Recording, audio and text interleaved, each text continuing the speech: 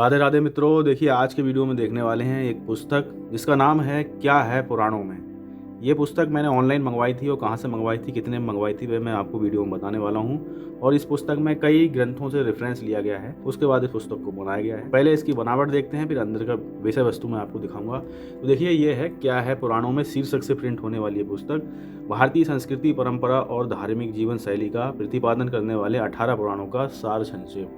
चित्र देखिए बहुत सुंदर यहाँ पे छापा गया है। त्रिदेव है यहाँ पे, बहुत ही सुंदर, स्तुति करने लायक एकदम चित्र, एकदम मन को प्रसन्न करने वाला चित्र एकदम छापा गया है और काफ़ी बढ़िया पेज पे छापा गया है। बहुत ही सुंदर तरह से इस पुस्तक को बनाया गया है। देखिए ये बैक कवर पे कुछ इस प्रकार से है। ये जो पब्लिकेशन है मनोज पब्लिकेशन, यहाँ की ये पुस्तक है। अंदर देखिए क्या है पुराणों में, कुछ प्रकाशक महोदय की ओर से ये छापा गया है। और उसके बाद ईश प्रार्थना है, यानी भगवान कृष्ण भगवान की यहाँ पे प्रार्थना दी गई है। हे प्रभु, मेरी वाणी आपके गुण कीर्तन में लगी रहे, मेरे कान आपकी लीला कथा सुनने में लगे रहें, मेरे हाथ आपकी सेवा कर्म में और मन आपके चिंतन में सदैव संलग्न रहे, मेरा मस्तक आपके निवास भूत जगत को नमस्कार करने के लिए सदा झुका रहे और मेरी आंखें आपके स्वरूप भूत संत जन के दर्शन में सदैव निरत रहें। यही मेरी आपसे करवत प्रार्थना है। श्रीमद् भागवत के 10वें स्कंद का 10वें अध्याय का 38वां श्लोक का यहाँ पे अर्थ छापा गया है। और यहाँ देखिए क्या है पुराणों में, लेखक हैं इसके डॉक्टर महेंद्र मित्तल, मनोज पब्लिकेशन से प्रकाशित होती है किताब। तो रिसर्च की है यहाँ पे, लेखक के बारे में है, यहाँ पुस्तक के विषय में बताया गया है। और देखिए दो अलग अलग शीर्षकों से और भी पुस्तकें इन्होंने निकाली हैं, क्या है वेदों में और क्या है उपनिषदों में। उसके बाद ये तीसरी पुस्तक है जिसमें है क्या है पुराणों में। तो इस प्रकार से ये जो इन्होंने छापा है, लेखक ने अपने विचार व 2-3 यहाँ पे प्रश्नों में यहाँ पे छापे हैं। अंतिम वाला पैराग्राफ पढ़ते हैं जहाँ पे हमें जानकारी मिलती है कि कई पुस्तकों से इन्होंने रेफरेंस लिए, यानी उनकी सहायता ली है। कौन कौन से पुस्तकों की सहायता ली है मैं आपको यहाँ पे बताने जा रहा हूँ। देखिए, प्रस्तुत पुस्तक में पुराणों के विशाल क्लेवर में फैले ज्ञान को समेटने का अकिंचन प्रयास किया गया है। इसकी रचना में सबसे पहली पुस्तक ली है पंडित श्री राम शर्मा आचार्य द्वारा व्याख्यात पुराण। तो उनकी एक पुस्तक ये यहाँ से रेफरेंस लिया है। फिर है श्री R.N. वैद की पुस्तक है पुराणों का संक्षेप वैज्ञानिक अध्ययन, यहाँ से सहायता ली। फिर गीता प्रेस से पुस्तक प्रकाशित होती है, इसका नाम है हिंदू संस्कृति अंग, जिसको मैंने आपको दर्शन भी कराए हैं। वहाँ से भी इन्होंने सहायता ली है इस पुस्तक को बनाने में। और श्रीमद् भगवत गीता है, मनुस्मृति है, और डॉक्टर बलदेव प्रसाद उपाध्याय कृत पुराण विमर्श ये कोई पुस्तक आती है, इसका है। फिर श्री सुदर्शन सिंह चक्र का हिंदू संस्कृति और पुराण, यहाँ सहायता ली। फिर देखिए डॉक्टर भुसालकर का हमारे पुराण एक समीक्षा, एक ये पुस्तक आती है, यहाँ से भी मार्गदर्शन लिया है। फिर पंडित हनुमान शर्मा का व्रत पर्व और त्यौहार। इसी प्रकार से देखिए और भी पुस्तकें यहाँ पे हैं, इन सब से इन्होंने जो है सहायता ली है। उन पुस्तकों के यहाँ पे नाम भी छापे हैं, इनकी सहायता से ये पुस्तक इन्होंने बनाई है। और यहाँ पे देखिए विषय सूची मैं आपको दिखाता हूँ। उससे पहले मैं आपको प्राइस बताता हूँ। ये मैंने अमेजोन से मंगाई थी लगभग 70 रुपये के आसपास, और 499 तक की अगर अमेजोन पे खरीदारी करते हैं तो डिलीवरी फ्री रहती है। लेकिन मुझे जो है सिर्फ और सिर्फ यही पुस्तक मंगानी थी, तो 40 रुपये डिलीवरी लगा लिए उन्होंने। तो ये लगभग 110-108 ऐसे कुछ रुपए पड़ा था इसका मूल्य। कुछ लोग कहते हैं लिंक दे दिया करो, तो लिंक आपको मिलेगा डिस्क्रिप्शन बॉक्स में, वहाँ से अमेजोन का लिंक है, चाहो तो परचेज कर सकते हो इस किताब के लिए। और एक चीज़ और बता दूं, मैं किसी का प्रचार नहीं कर रहा हूँ यहाँ पे। मुझे जो पुस्तकें अच्छी लगती है मैं उनको खरीदता हूँ, उनको पढ़ता हूँ और आप तक भी ज्ञान पहुँचाता हूँ। तो यहाँ पे मैं किसी का प्रचार नहीं करता। और देखिए विषय सूची देखिए काफ़ी विस्तार से यहाँ पे छापी गई है। यहाँ देखिए बाइंडिंग देखिए धागे से बनी हुई है ये, और काफ़ी सुंदर ये बाइंडिंग है। पेज तो काफ़ी सुंदर है, काफ़ी ऐसे गीता प्रेस के ग्रंथों में होता है, पेज बहुत बढ़िया पेज पे ये प्रिंट की हुई है और प्रिंट भी काफ़ी बढ़िया है। तो अब देखते हैं इसकी विषय सूची के लिए। देखिए हमारे पुराण भारतीय संस्कृति के विश्व, इस प्रकार से एक शीर्षक है। उसके अंदर देखिए यहाँ पे इतने चैप्टर्स हैं। पुराण एक दृष्टि में, पुराण शब्द की व्युत्पत्ति एवं परिभाषा, वेद और पुराण, पुराणों का अभ्युदय, पुराणों का प्रतिभाग विषय, और भी देखिए चीज़ें हैं। फिर संख्या स्वरूप, सर्ग प्रतिसर्ग और लक्षण, इसमें देखिए विकास की प्रक्रिया, पुराणों का वर्तमान स्वरूप, पुराणों में सर्ग प्रतिसर्ग, सृष्टि का जन्म, सृष्टि का विकास, पुराणों के लक्षण, ऐतिहासिक, भौगोलिक तथा सामाजिक पृष्ठभूमि है, यानी इसमें क्या क्या चीज़ें हैं।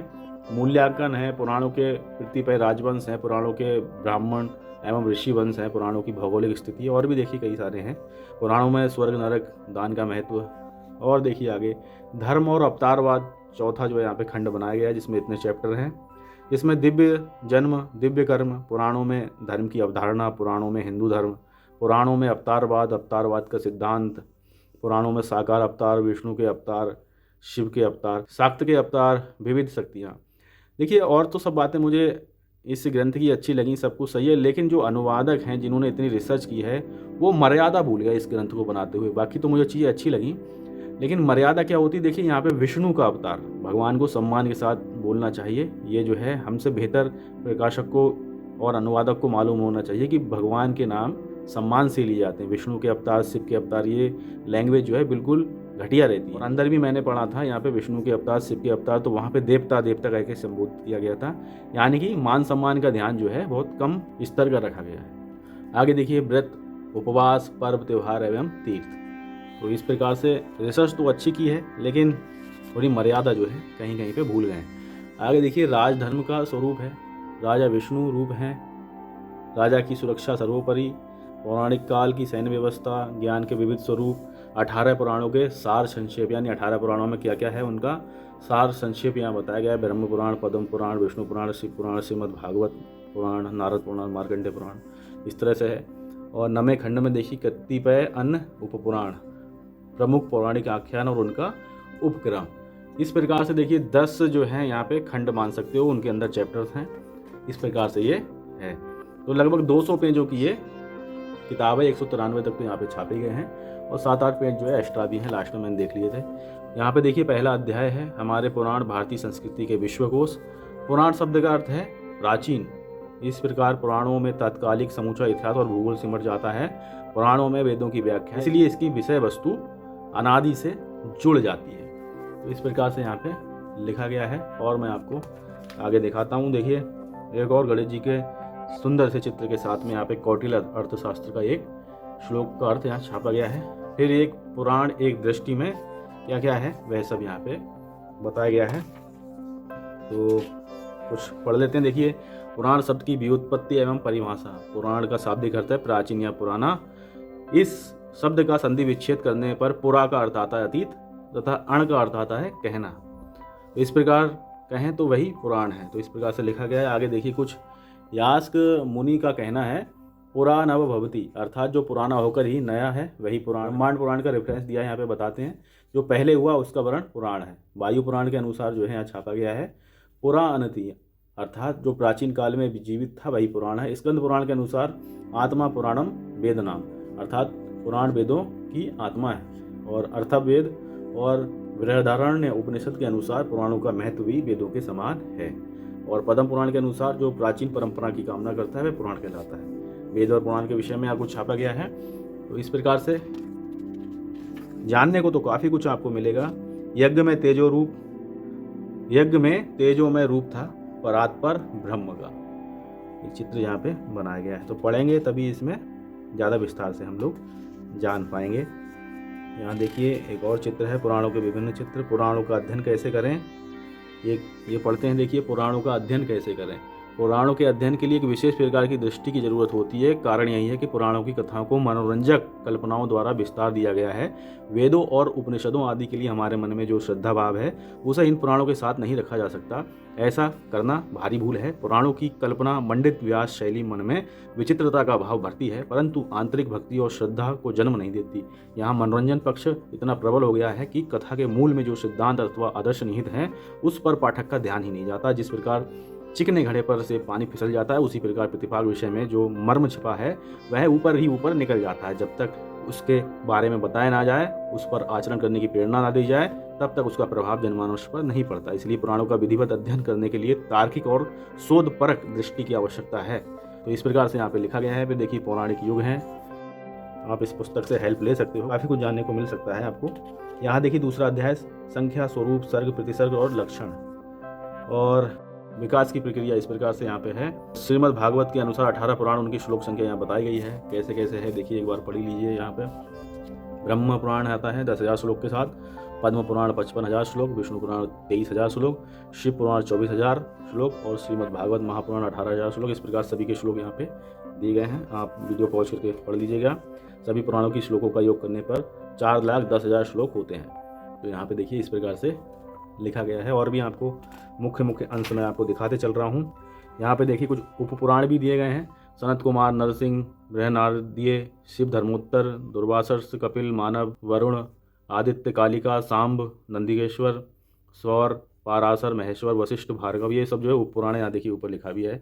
कुछ उपपुराण 18 पुराणों के संकलन से पूर्व के हैं, पुराणों में उनके उदाहरण प्राप्त होते हैं, वे उसी प्रकार वेदों के अर्थ का विस्तार करते हैं। तो यहाँ पर देखिए कुछ उपपुराण भी हैं और पुराणों का वर्तमान स्वरूप के नाम से यहाँ छापा गया है, जिसमें ब्रह्म पुराण में 245 अध्याय बताए हैं, 13,000 श्लोक हैं। पद्म पुराण के 4 खंड हैं। तो इस प्रकार से विष्णु पुराण, शिव पुराण, भागवत, महापुराण, इन सब में जो है श्लोक संख्या और अध्याय के साथ में यहाँ पे वर्ण मिलता है इस किताब में। और देखिए आगे पुराणों में सर्ग प्रतिसर्ग, सृष्टि का जन्म, तो ये सब चीज़ें हैं, सृष्टि का विकास, पुराणों के लक्षण। फिर आती है बात ऐतिहासिक, भौगोलिक तथा सामाजिक पृष्ठभूमि की, क्योंकि इस प्रकार से फिर मूल्यांकन है। भौगोलिक वर्ण की कुछ विशेषताएं हैं, पुराणों में स्वर्ग नरक एवं दान का महत्व, पुराणों में जीवन का समुचित विकास। तो इतने कम मूल्य में इतनी बढ़िया प्रिंटिंग के साथ में तो छाप दी है, लेकिन कहीं कहीं भाई मैंने आपको बताया कि थोड़ी सी जो है मर्यादा भूल गए हैं। या देखिए पुराणों में अवतारवाद, वैसे तो पुराणों में 33 करोड़ देवताओं का उल्लेख मिलता है, परंतु पुराण वर्णित देवताओं को वैदिक देवताओं का ही विकसित रूप कहा जा सकता है। पुराण साहित्य में जिन देवताओं का उल्लेख मिलता है वे जन कल्याण के लिए तथा अपने भक्तों की पुकार पर बार बार अवतार लेते हैं। तो इस प्रकार से है, अवतारवाद का यहाँ पे सिद्धांत बताया गया है। तो इस प्रकार से है, यहाँ पे देखिए कुछ आ रहा है भगवान विष्णु के ऊपर। तो यहाँ पे देखिए मैं यही शुरुआत में आपको वीडियो पे बता रहा था कि पुस्तक तो वैसे सही है, लेकिन थोड़ी जो है मर्यादा ये लेखक भूल गए हैं। यहाँ पे भगवान विष्णु लिखना चाहिए था, क्योंकि ये हमारे आराध्य देव हैं, ऐसे नहीं छाप सकते। देखिए विष्णु लिखा है, वेदों में विष्णु नामक देवता का कोई पृथक अस्तित्व नहीं है। अब यहाँ पे विष्णु नामक देवता ऐसे लिख दिया, तो श्री विष्णु लिखना चाहिए। हमें मालूम है कौन है ये, तो इन्हें कोई परिचय देने की आवश्यकता नहीं है, सही से लिखना चाहिए नाम आदर के साथ में। यहाँ देखिए कैसे लिखा है, वेदों में विष्णु नामक देवता का कोई पृथक अस्तित्व नहीं है, वह इंद्र का मात्र सहायक है। देखिए यहाँ पे इस प्रकार की भद्दी भाषा है। परंतु पुराणों में विष्णु सर्वशक्तिमान ईश्वरीय शक्तियों से संपन्न और सृष्टि का पालन करता है लिख दिया है करके लिखना चाहिए था। तो सम्मान तो बिल्कुल दिया नहीं यहाँ पर। सृष्टि के प्रमुख त्रिदेवों ब्रह्मा, विष्णु और महेश में उसका स्थान अत्यंत महत्वपूर्ण है। अब यहाँ पे देखिए उसका लिखा है, यानी उनका लिखना चाहिए था। यहाँ पे उनका स्थान अत्यंत महत्वपूर्ण है। तो यहाँ पे देखिए मर्यादा थोड़ी जो है यहाँ पे लेखक ने नहीं रखी है। तो इस प्रकार से मैं आपको बता रहा हूँ। वैसे तो चीज़ें आप अपनी काम लायक छाड़ सकते हैं इस किताब में, जो आपको अच्छी लग सकती हैं, आपको कुछ ना कुछ सहायता आपको मिलेगी। तो हमारा भी मेन उद्देश्य यही रहता है कि आप ग्रंथों से वही चीज़ अपने मस्तिष्क में फीड करिए जो आपको जीवन में कुछ ना कुछ सहायता दे सकती हैं, और जहाँ पे आपको बेकार चीज़ें लगे उनको इग्नोर करने का प्रयास किया कीजिए। यहाँ पे देखिए शाक्त मत के अनुसार यानी शक्ति के कुछ अवतार बताए गए हैं, इस प्रकार से यहाँ पे है। तो ये रहा पूरा इस पुस्तक के विषय में कुछ जानकारी, और लगभग 200 के आसपास इसमें प्रश्न हैं। मूल्य देखिए अंत में यहाँ पे छापा भी गया है, 120 रुपया मूल्य। तो चाहो तो आप पढ़ सकते हो। हम तो देखिए धार्मिक ग्रंथों को खरीदते रहते हैं, पढ़ते रहते हैं, तो काफ़ी जो है मेरी पूंजी भी खर्च हो जाती है इनको धार्मिक ग्रंथों को खरीदने में, और कौन से ग्रंथों में क्या क्या विषय वस्तु रहती है वैसा मैं आपको बताता भी रहता हूँ।